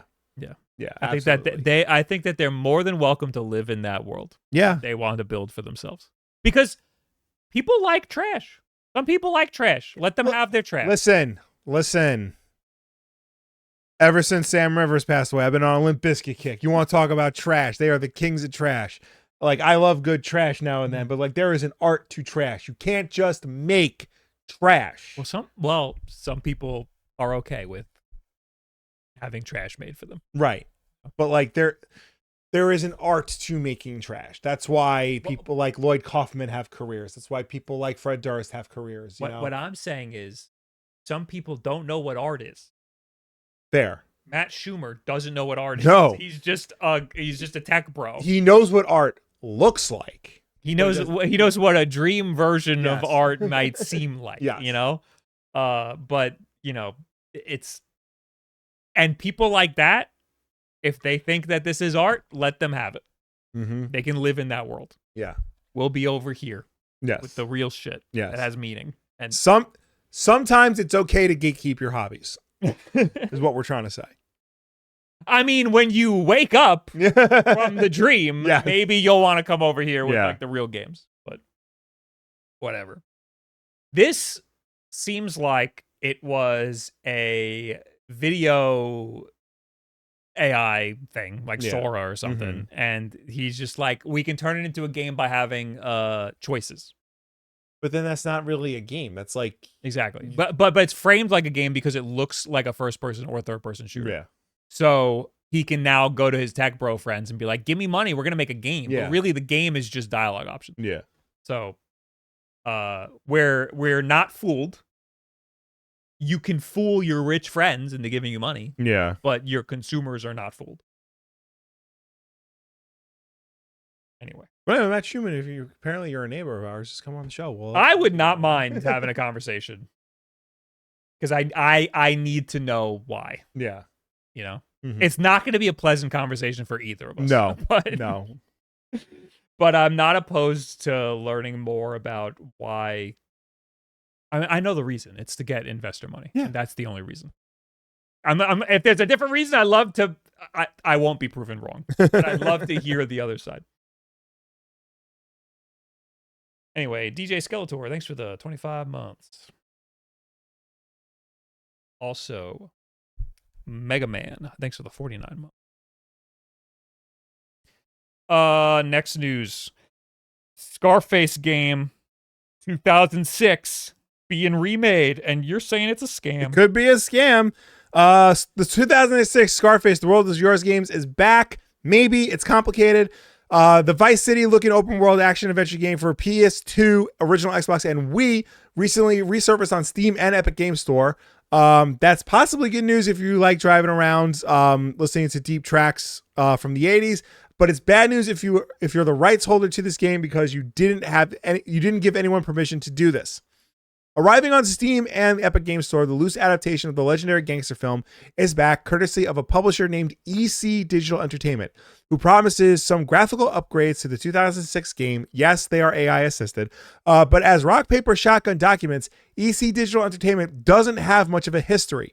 Based in Hong Kong, their website is blocked for whatever reason, and their YouTube page is filled with so many tumbleweeds, it's giving this writer Arc Raiders PSD flashbacks. What's more, this version of Scarface includes some quality of life mods baked into it without permission from its creators, one of whom is clearly stating that the holders of the Scarface license wasn't willing to re-release the game.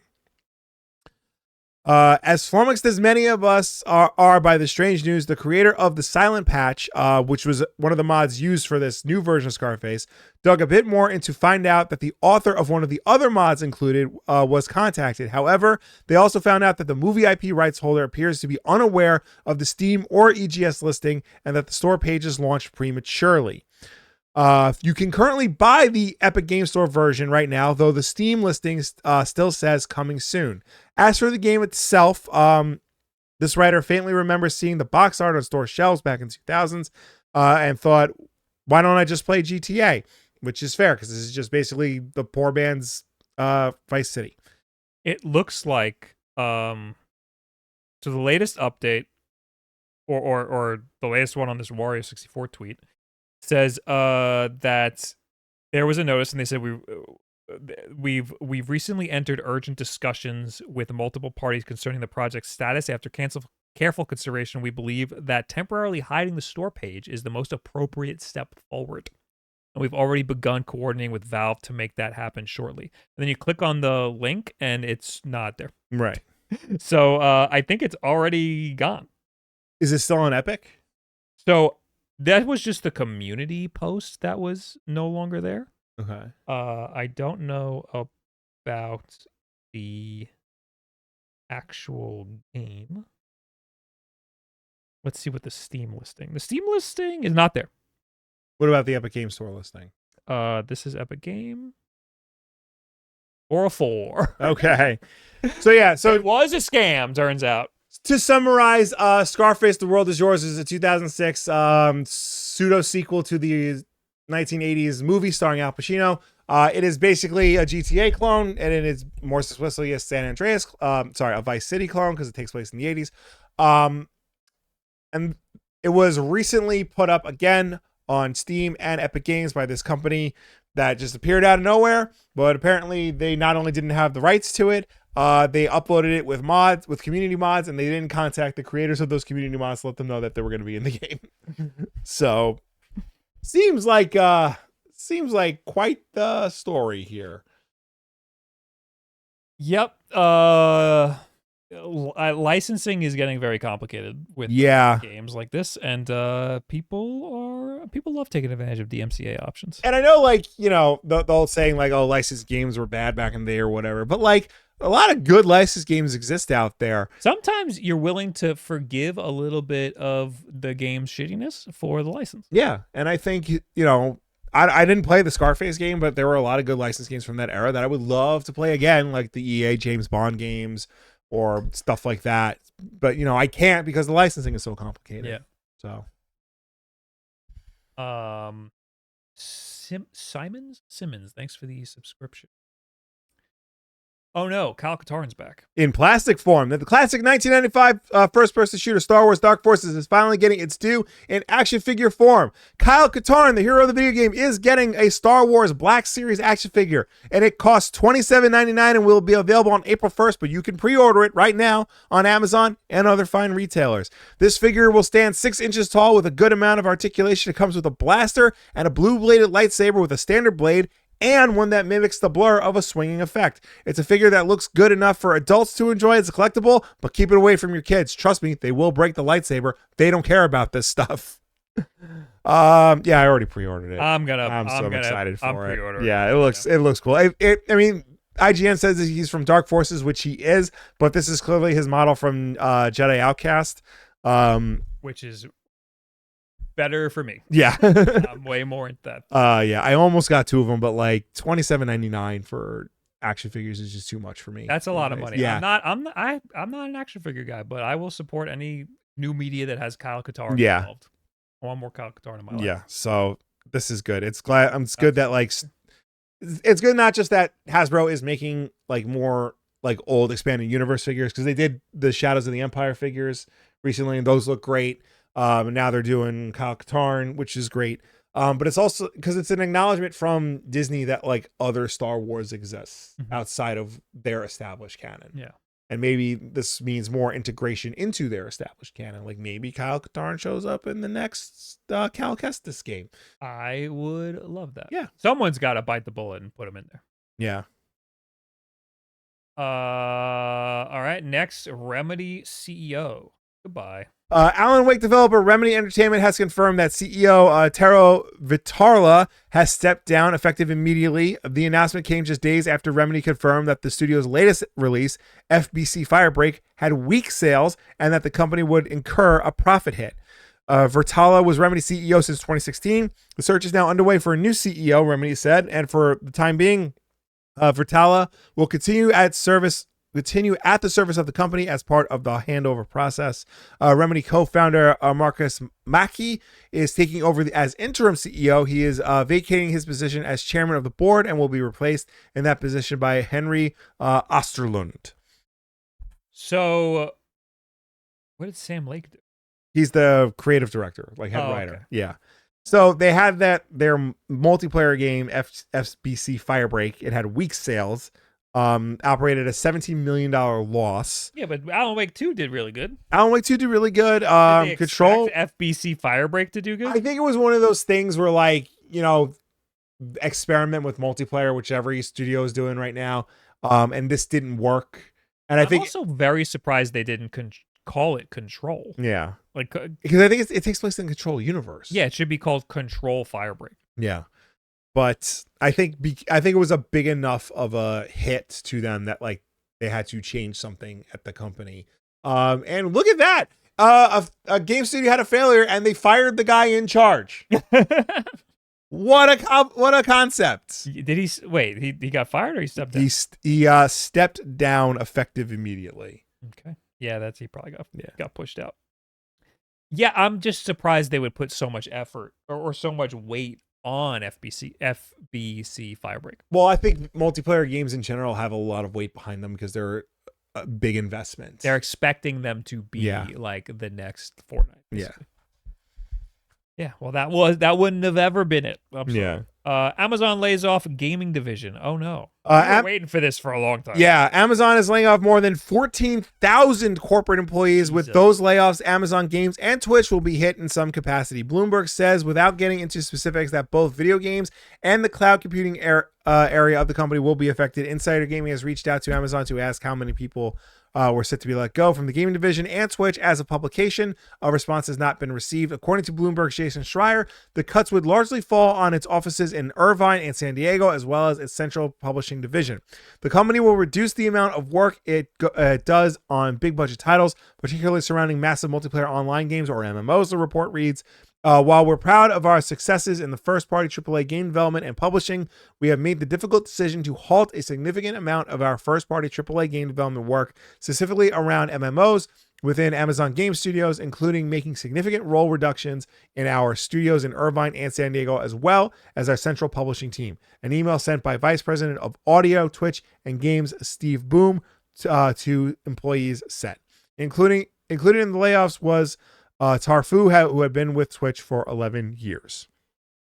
Yeah, I was going to say Twitch people got laid off too in this. Yes. And that's very upsetting. I mean, Twitch hasn't been doing too great. I mean, I don't know what like the profits are at Twitch, but the actual platform seems to be going down the tubes. I'd imagine like the profits are not great either, because like it's a very expensive operation. Yeah, so we've always been memeing that it's like a matter of time before before Amazon realizes like, what's this thing that's sucking up a lot of money? Yeah. You know, this was part of layoffs that was all around Amazon. Yeah. But I'm sure the restructuring of Twitch isn't over. I wonder, like, because at least in the gaming side, this is going to affect a lot of things. They are publishing the next Tomb Raider game. They are publishing James Bond First Light. You know, they're not directly developing those games, but I'm sure this will have a big impact on those projects. Yeah, you know, that's upsetting. because I'm sure they have some money in there. How much money have they already sunk into it? Amazon is bad at A lot of things. anything that they have their toes in a lot of pools, but they're only good at being a e-commerce storefront. Yeah. And what's the other thing? Servers. Yeah. Those are the only two things that they are good at. They have a lot of other businesses, and they're all horrible failures. Yeah. So, I don't know, man. Like, they've been trying to do video games for like years, and like they've never succeeded, and yet they keep trying. I think it finally caught up with them, and it's just unfortunate that also all these people have to suffer. Yeah, I mean, all these tech companies make a lot of money, and then they suck up a lot of revenue, and they just hire a lot of people because they're like, oh, we want to invest in this thing, let's hire everybody. Yeah. And then they fail and then fire everybody. Yeah. Or sometimes they succeed and then fire everybody anyway. Yeah. They're playing with people's livelihoods. There should be maybe some regulation about that. Yeah. Well, that's all the news. Yep. Tweet of the week! Tweet of the week! Tweet of the week! This one I thought was pretty cute. The MLB tweeted this poster. It is a promotional poster for the Dodgers versus the Blue Jays. And it seems to be, I don't think this is AI really. Now that I look at it, I really hope this is not AI. No, it has a signature. Yeah.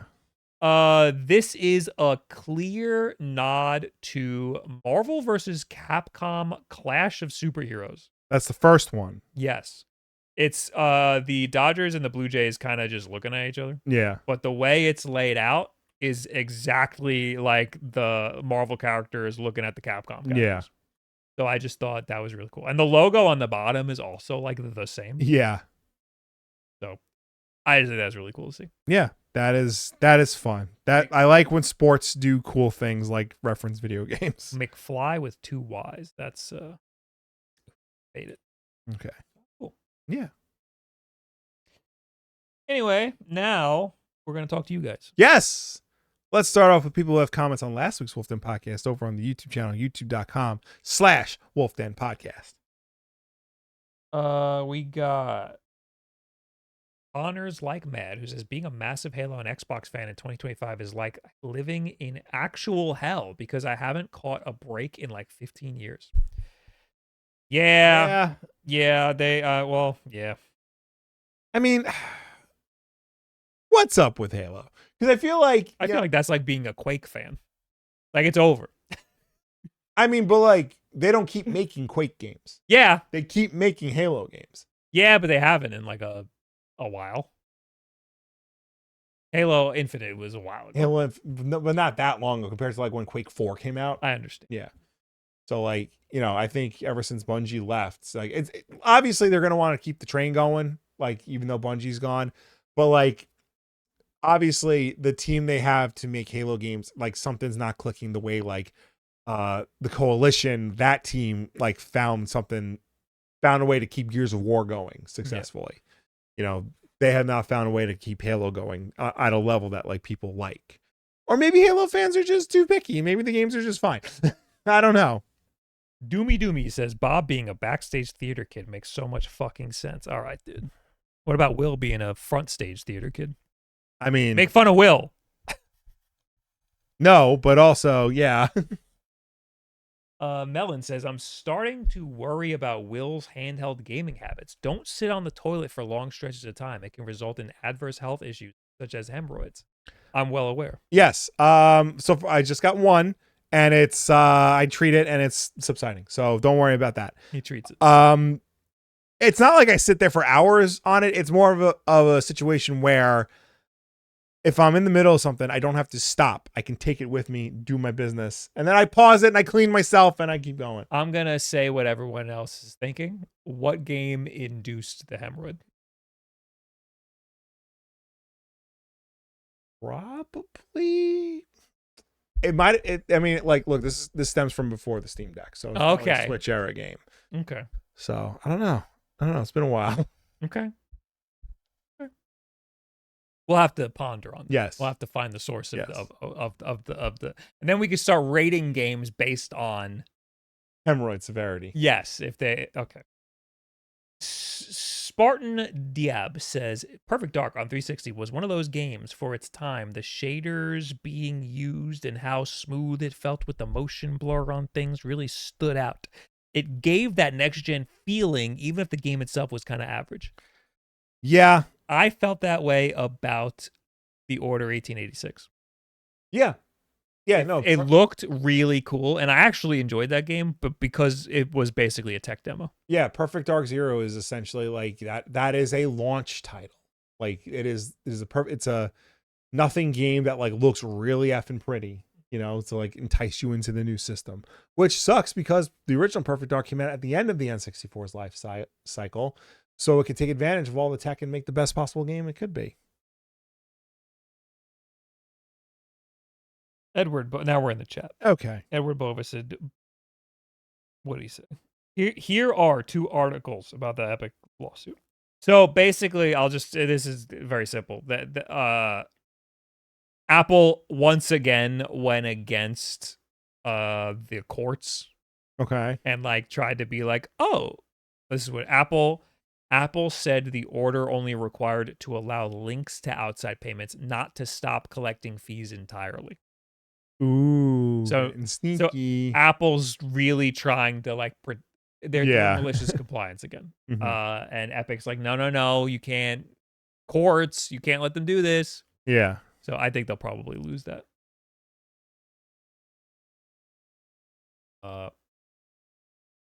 NBA Jam on console gonna give me an aneurysm.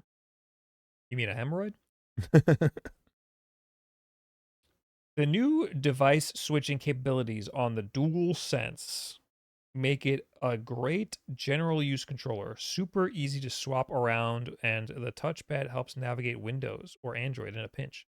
Device switching capabilities? You mean switch between Bluetooth connections? Yeah, they made it easier to like switch between like PC or PS5 or Android or whatever. Oh, that could be cool. Yeah, I think you can save up to 4 devices on the DualSense. They switch easily.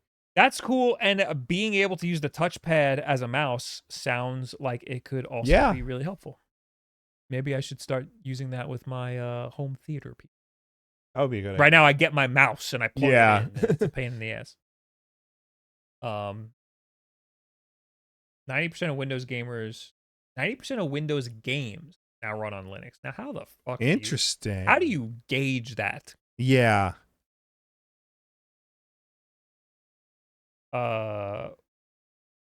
This is a tweet from Bowling Steam. Windows games compatibility on Linux is at an all-time high. Most recent stats from ProtonDB highlight that we are edging towards a magnificent milestone. The latest distilled data shows that almost 90% of Windows games now run on Linux. Underlying data isn't quite as simple. There are different degrees of compatibility gamers must consider when checking if their favorite Windows games work on Linux distros like Bazzite or SteamOS. So there's a chart. So it's Proton. Yeah. It's Proton that's doing it. Cool. That's good. I'm all for that. Now, if we can do this with Mac. I know that it's frustrating. There's no reason, though there is a reason. It's because Apple just doesn't want. They say they will, but they never will. It's Apple has so much money. It's kind of as simple as flipping a switch. Yeah. Like, they have the Metal API. I was gonna say there was all that hype for the new Metal API, and then like nothing came of it. They had it's like an app that allows you to translate your game to Windows. To Mac easily as if it's running Proton. Yeah. But it's not as simple as just being a translation layer. It's something that the developers have to actively flip the switch on. And if you remove the option from developers and just put it in the hands of the user, I think that it'll open the door way. Mm-hmm. That's what Steam did. Steam was like, hey, here's Proton, try it or see what happens. Yeah. But I guess Apple like wants to make sure everything's going to be like perfect. Yeah. And that's just not how gaming works. Yeah. To be fair, they didn't perform very well. The most expensive M chips couldn't beat a mid-range RTX 5060 Ti. I don't believe you. People who used the Metal translation thing were very favorable on it. Like when it dropped, and then that same day, people were running Cyberpunk. Yeah. So we're not trying to like fucking play Cyberpunk at like 240 frames at 4K. You know? No, like the goal is just like to get the games playable. Yeah. You know, it's not about like being top tier. It's just about accessibility. You know. Yeah, I wanted to like this. If I could get games running on my MacBook just like I can on my Steam Deck, then I won't have to bring my Steam Deck. I'll just have my MacBook. Yeah, because I bring my MacBook everywhere anyway. Then I just won't need a handheld anymore, and I'm totally cool with that. Because right now, the way it is, when I'm on a flight, I pull out my laptop, I do a little bit of work, I put away my laptop, then I pull out my Lenovo Legion Go clam, and then I play a game for an hour, and then the battery dies, and I put that away, and then I pull out my other gaming handle, and I play that for a little bit. So if I can just pull out my laptop and do everything on my laptop, that'd be great. Now, some people are going to say, why don't you get a Windows laptop? And those people, I say, fuck you. Yeah.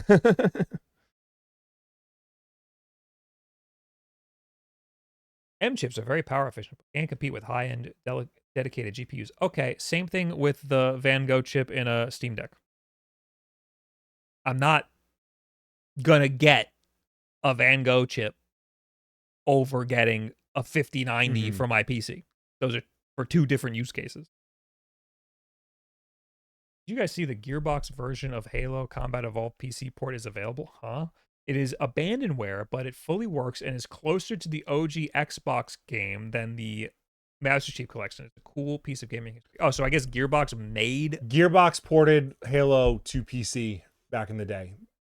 Original Halo. They ported it to PC. Mm-hmm. And I know they added like additional levels and stuff. Those levels are in Master Chief. Oh. But I think in terms of like gameplay, it feels closer to original Xbox Halo than Master Chief Collection. H3 says there's crossover if you want to give that a shot. I have tried crossover. It is very complicated. Yeah, I've never successfully gotten crossover to work. Or Wine for that matter. I've used Wine compatibility layers, but I've never used like the Wine app on Mac. And I know I haven't gotten any of those compatibility things to successfully work on Mac. And back in the day, I used to use like Parallels and shit like that. Yeah. That was a fucking nightmare. What's YouTube doing? Tell everyone Digimon Story Cyber Sleuth Complete Edition is on sale for $5 off. Oh wow! Yay. I'm a little interested in that game. I'm not gonna play it, Right. but I'm a little interested. Oh, Halloween gaming question: any good suggestions for a good horror game based on a witch? spooky game. Based on a witch. Phasmophobia. There's a witch in that game. Yeah. Left 4 Dead. There's a witch. Yes. One of the characters is a witch. That's all I got. Oh, Banjo-Kazooie. Yes. There's a witch in that. There's a witch in that. Will, have you heard of Dispatch game from former Telltale people? Yes. That's the game. superhero That's the superhero game where you play as a dispatch call center guy. and but- Voice Critical's in it. Yes, and Aaron Paul plays the guy. So you're a police dispatcher, but instead of the cops, it's superheroes. I have heard of it. I've heard it's very cool. I've heard it's pretty good. I've seen like trailers of it and stuff. I haven't had a chance to play it yet because again, there's too much going on. Well, do you recommend the Spider-Gwen comic? I've read like maybe 2 or 3. Sure. That's one of those situations where you just want the character to have a good story. So if you're interested in the character, go read it. Yeah, I feel that's also one of the situations where I feel like that's good for like 1 or 2 appearances, but then you add her to the main Marvel continuity and like it just opens up a whole can of worms and all these other questions and stuff that like doesn't really work long term, I don't think. Because like, what does that do with Spider-Man?